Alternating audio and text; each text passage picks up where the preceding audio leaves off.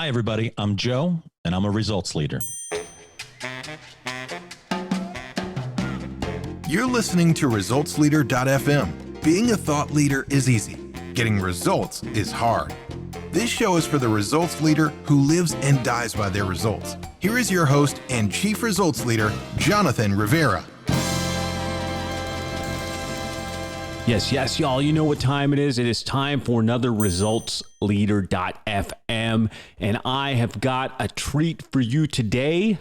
You're in for something special. I've got a guy who wants to talk about having better conversations, about being a better listener, about growing as a human being by these conversations. I've got a fellow podcaster from the 1% Better Show. Mr. Joe Ferraro is here with us. Let's jump in. All right, Joe, welcome to the show. How are you doing today, brother? Unbelievable, Jonathan. Thanks for having me, man. I'm looking forward to this one. I don't know. I feel a little jealous here. You're the first professional here with a mic as good as mine, and I think we're going to compete here. As long as we give technology the credit, right? Everyone wants to compliment the Jonathan voice, I'm sure, and sometimes I get that compliment. But you know, the technology does a lot for you. Yeah, man. So good to have you here. Good to be speaking with you. And let's jump into the first question, Joe. What book or books have you given most as a gift? The answer is a Derek Sivers book, and I'm gonna pull it out here in a second. But I do want to underscore a philosophy that kind of ties in with the question, which is I really believe in a lot of things that I do. The purpose matters a great deal. So when I was actually thinking about this question, that one makes sense because I think it would just win in the tiebreaker. Like that's the one I've given out more often, and it's this beautiful yellow book. But I've given the 4 agreements to the right person. I've given, you are a badass. I've given mindset. I've given atomic habits. At the end of the day, Derek Sivers has written this beautiful little yellow book, and it's my recommendation for people who think they don't like to read. Now, that's not most of your audience, but it's probably someone who's listening, their brother or their cousin that doesn't love to read. 2-page chapters, things you can dip in and dip out of, and practical advice. It's kind of a Seth Godin-esque, but I think Derek does a beautiful job. So hell yeah or no, What's Worth Doing by Derek Sivers. I am going to have to pick up a copy, and it's going to have to be a print copy so I get that yellow cover on my bookshelf soon. Cool, man. So how has an apparent failure set you up for later success? Away from the mic, I'm in education. So I think on a daily basis, when you work with teenagers, there's inherent failures that you're ready for. You do a lesson one period, it's magical. The very next period, the exact same recipe doesn't work. It's not like baking. It's more like an Italian Tuscan cooking where something could go wrong and you really never know what it is. Your grandmother's meatballs were better one night. I think it's because she had more wine that night and her handful of salt was a little bit bigger. So failure on a daily basis. But I think in launching my brand new website that had my voice and that has my everything I've learned from the first website, when I launched 1%betterproject.com, it was a website, and that's about what I could say for it. It's a website. It's there. I thought when you had a website, people just start calling you and just incoming traffic, and you're turning away speaking engagements, and then you talk to people and it's like, well, what would they be going there for? Well, the podcast would, but you can find that everywhere podcasts are free. And it doesn't make a lot of sense. So when I think about the new website, damngoodconversations.com, I was even proud of the domain. Like I didn't wait, and I'll probably talk about that later. I didn't wait and say, oh, do you like this domain? Does it have a good ring to it? I just said, my purpose is to have damn good conversations. Let's see if damngoodconversations.com is open, and let's buy it for what? $12. I don't know what it costs, but it's like we talk ourselves into things. Now, I can't afford that. I don't need that. I recently read someone had 80 domains. Now, I think I own 3. But I think that failure of the first website and the magical thinking of everything changes once you launch a website, I learned a ton from that. That's when the work starts, is after you launch and after you go public. So, not a catastrophic failure. I know some people get excited about these failures and bragging about them, but for me, it's the insulation daily, thinking about failures, and then just learning from things that you put out there publicly. And I happen to love that domain name. It came up as we were discussing the interview today.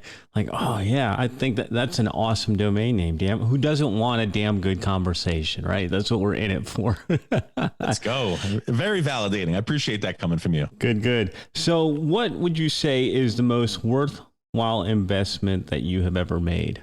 I will tell you, in line with the podcast, it almost stopped me from launching a podcast when I found out you had to pay to have someone host it.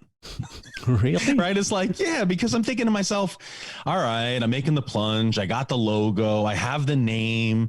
It's July 1st, 2017. Wait, I got to walk out to my car, get my credit card, put it in this computer to go to Libsyn and say, start going $7 a month. That almost stopped me. And I think that's a candidate. And then the other one is, I decided that if I was going to do the intro to the podcast, I think episode 142, I changed the intro. I basically started with a blank canvas and I said, what would be not the perfect intro, but the perfect intro for me, for what I'm trying to create, from what I'm trying to do. And it turns out nice things cost money. And one of the things that cost money was to have Ken Scott, a professional voiceover artist, do my intro. And if I was going to have another voice introducing me, I said, who's the very best voice for my style that I would like to hire? And I paid Ken Scott the money. And then I went out and I bought the music that I loved best. And these investments, so that every single time I hit play on my podcast, I'm happy with it, have not only paid financial dividends somewhere, I'm sure, but I feel so comfortable sharing it. And it makes me feel so good every time I hit play on the playback. I think those two podcast investments have just paid huge dividends from a satisfaction standpoint and just being proud of the work. All right. So you're talking specifically about the podcast. I'm wondering how you got over the hump of the $7 for Libsyn. A little bit of shame from one of my mentors. He said, do you spend $7 on coffee every day? He knew my coffee tastes. And he says, you got to be kidding me. And it actually got like tough love kind of thing. He's like, I'm done with you. Like, don't even think about it. Like, and I'll give a shout out to Kevin. He's like, don't start with this. But it's $7 a month. Just knock it off. Don't talk to me. And since that day, I've launched a podcast every Sunday since July 1st. And, you know, it's an automated charge, which is a magical thing that makes you feel like it's not real money. But I think at the end of the day, it's action and it's doing it a little bit before you're totally comfortable. That's what do it before you're ready. That's great advice. So let's think back. Over the last 5 years, what new belief, behavior, or habit has most improved your life? You know what? It's going to sound too perfect, but you led me right there, which is shipping before you're ready. Slightly before you're ready, not throwing out garbage into the world. But what you realize is you're never going to be ready to get married. Oh, I feel like I'm ready. It doesn't work that way. Oh, I feel like I'm ready to have children. What does that mean? We don't know what it means. What we know is we're with the right partner. We think that we can imagine a life that'll be better with them, that person, those people. But at the end of the day, you got to go slightly before you're ready. You know, you do your research, you do to the best of your ability, and then you launch and you get public feedback. That analogy of it's easier to move the boat in a direction once it's going. It's hard to get the boat started up. So I love that belief. I think people need to ship more often. I think, you know, that's a Seth Godin phrase, and I'm sure you're well aware of it. But I mean, it's like, it's a cool word in the sense that we're putting it out there. It's a voyage. It's not over. And I think you got to do it before you're ready.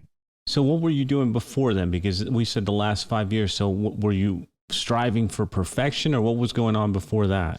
I used to be friends with this imposter syndrome guy. And it's funny, when you name something, you give it such power. Like, you want to go a little viral with a blog post, throw imposter syndrome and how to beat it in the title. And all the marketing will tell you it'll work. But I think it works the other way too. It's like, hey, I'm going to be judged. Hey, let's name this thing. Let's put some power behind it. And recently I just took it out behind the barn, shot it, killed it, and buried it. And just decided that, you know what, this is who I'm going to be. And yeah, I'm going to have the word damn in my domain. And maybe that's the worst word I'll say during a keynote if I'm lucky enough to be invited. But at the same time, it gets ridiculous when you think about, if we've learned anything from pandemic times, seizing moments. It's a cliche, but it's a cliche for a reason. Like, what is it that we're waiting for? And I read something, I think my wife shared it with me. It's like, hey, if you're worried about being judged, I have good news and bad news. Everybody's already judging you. So do what you want, right? We're already being judged because we have these beautiful headphones on and we talk to a microphone and we have lighting. We're already being judged. We might as well do it our way and with good intentions, trying to help people. I dig it, man. So what would you say are some bad recommendations you hear in your area of expertise? There's some candidates, right? It's, it is what it is. I don't like the idea like, oh, it is what it is. Why don't we try to change it? Why don't we try to make it a little better? I think maybe there's a couple that really never hurts to try. Never hurts to try. Just email the biggest celebrities in the world and see if they'll be on your well, but you're wasting time and bandwidth. Those are two I dislike. But I think at the end of the day, I'm going with trust your gut. I heard a colleague say it, and she meant well. There's no doubt, right? She's trying to give me the best advice. Hey, trust your gut. Well, Annie Duke told me you can trust your gut when you're down to two things, right? You've done the sorting, you've done all that. And when it comes to picking, she categorizes it to sorting and picking, then it's okay to go with the tilapia or the chicken. But trusting your gut as advice, what feels right, it really takes the research out of the equation. It takes the preparation out of the equation. And I never felt really good about it. And I even, when I do reading, when you read Thinking Fast or Slow or anything by Kahneman, he talks about the gut not being very good and even him not being very good at making decisions. And that's why there's a reason it's called the decision sciences. You don't just flip a coin and say, oh, I'm just going to trust my gut. So I always get a little wary, Jonathan, when I hear someone say, just trust your gut. All right. Now we're going to get into what we're all about here. This is resultsleader.fm. And I want to know, we interrupt your regularly scheduled program for a public service announcement. We're going to get right back into this show, but I wanted to ask you a question. If you have been listening to the show for any amount of time and you've picked up even one single tip, then I need your help. Get the word out. Tell people about resultsleader.fm. Share it on social media. Share it on your email. Share it anywhere. Hashtag resultsleaderfm. Now let's jump back into the interview. In your opinion, Joe, why do results matter? I heard you ask this question to a number of guests, and I'm flattered to be here because you always have well-spoken people on the show. And I hope I'm filling that void with filling that pattern, because everyone kind of has this beautiful polished exterior and everything. And I wonder, like, I'm a process guy. I'm a let's enjoy the journey guy.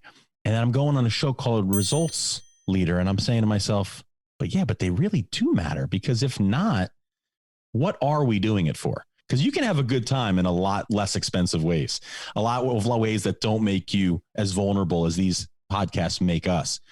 So I really like to think about results being a scorecard only after we've thought about the direction we want to head in. I've heard you say it before in episodes, deciding what success looks like before you start. If success is download numbers, I wouldn't recommend that as a metric. But if that's what you want to go for, then let's walk in that direction and let's make strategic choices that way. But if success is to be able to talk to fascinating people like you and to help people become better speakers and to help people get over their imposter syndrome and get better every day, although it may not be measurable in the way that world is comfortable with, I love thinking about results as they match up and align with that which you started out to do in the first place. Yeah, I hear you saying it's like a compass, making sure you're moving in the right direction. Cool. Let's think back really quickly. Last 5 years, what new realization has helped you get better results? I have begun over the last year to think about conversation as a creative act. If you say to someone, what's a creative act? They'll think of pottery. They'll think of painting. They'll think of dance potentially. I've never heard someone come out and say a conversation is a creative act. And I think it is. And I've doubled down and tripled down on this. I think that when you and I are talking, you have, in a sense, an infinite amount of things you can say after I'm done speaking. And that's so creative, because what you say next literally shapes the direction of our next 5 minutes. And I happen to believe that the right words in the right order, without trying to be a perfectionist, can shape our reality. I mean, everything from negotiating to getting dates, to persuading our children, to having a better life. I really believe it. And when I was doing my podcast 6-8 months ago, and I'm realizing that although I want people to get 1% better, there's something about the quality of the conversation itself that excites me. The actual act of the back and forth, the follow-up questions, the listening with empathy. And I really have felt a shift, right? It's like somebody wants to give me a compliment and be kind. They might say, Joe asks good questions or Joe listens to his guests.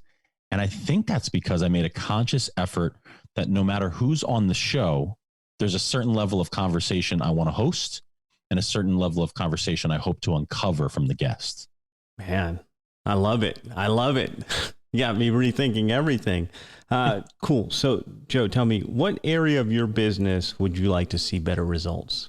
Well, when we're recording this, Damn Good Conversations just went live. So it'll be very interesting for me to see what does happen now that I have a strategic plan, now that I've hired people and made investments to do the things I'm not good at, right? If I'm good at conversation, I hope, knock wood, I'm not good at website design. So it kind of makes sense, although I'm a slow learner, that you hire someone to do those things that you don't really have any skills at.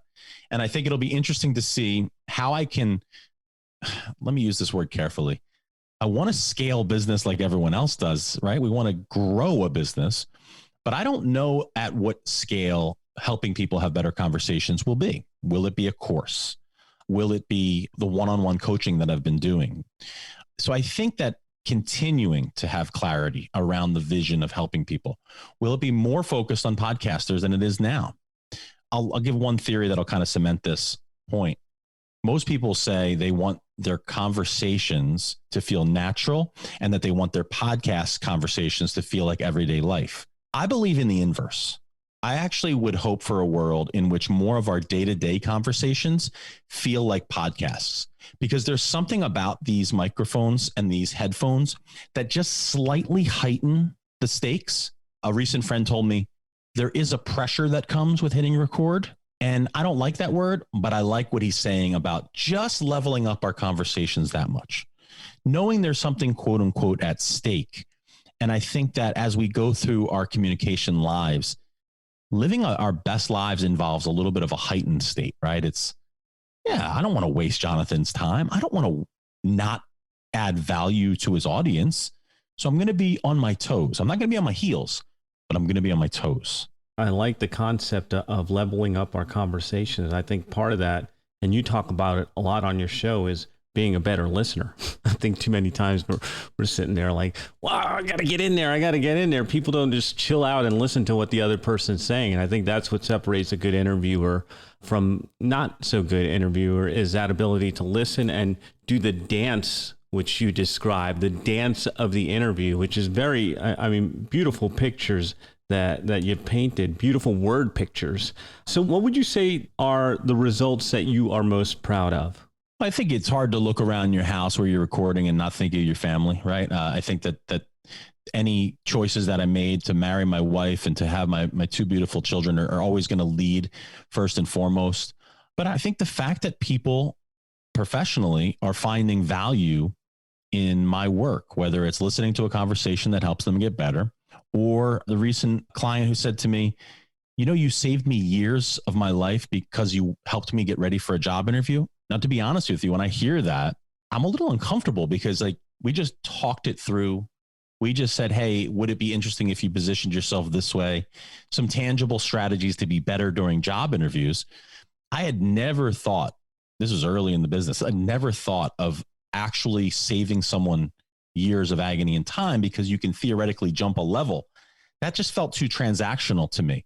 But when you really break it down, I think those are things you're really proud of, because you're talking about a person who was looking for job A, and because they were able to communicate better, the words he said, he was able to get opportunities that he wouldn't normally have gotten. And when I think of it from that level, I think it's super powerful. I mean, I recently spoke to Rory Sutherland, and he has that book Alchemy, and it's like, yeah, there is some magic to this. It's weird how marketing is everything in a weird way. And that's a lesson that I continue to learn. And I'm not there yet, but I feel like it's interesting how we tell our stories. Yeah, man. So we are coming up to the end. What are some final thoughts you'd like to share with our listeners? I think that we have 27 conversations a day, according to a study I researched. And someone once said, well, I have that many with myself. Well, I don't work in that space. What I work in is, if we have 27 conversations a day, I can ask a simple question. not you now, because you're having great conversations with fascinating people on microphone and off.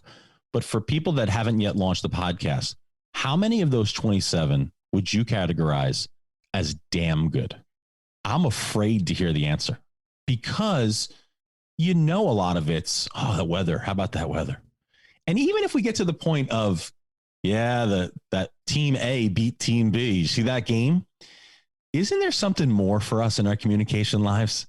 Isn't there, instead of shifting it back to me and my turn to speak, person A says, oh, I'm having a bad day. Person B immediately goes, me too. Me too. No, it was her turn. Let's focus on her bad day. Can we listen a little better with actually trying to serve that person? And when we speak, can we honor the person by bringing out their best, by asking them the best question we can at the time? It's just what I'm obsessed with. And I think that people can really, really help their business and their lives if they embrace that idea. Yeah, man, I am digging it. And I want to speak to you more off the air about that. But where can our listeners, inevitably, they're going to want to hear more from you. So where can they go to hear more? Damngoodconversations.com. And I say it with pride because, let's be honest, I made a time effort. I made a financial investment. It sounds like I want to sound. It's going to give you everything that best represents me. And it's just it's a place of pride. And I am not done. I have a lot of work to do to continue to be better.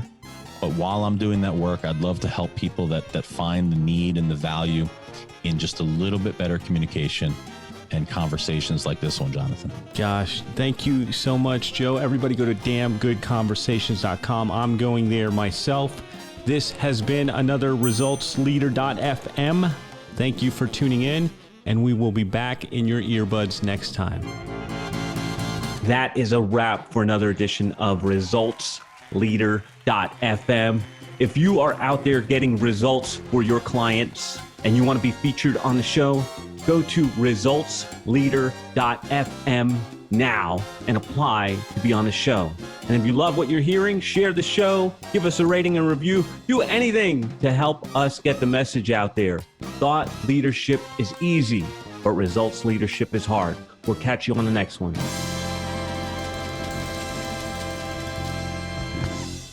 This is thepodcastfactory.com.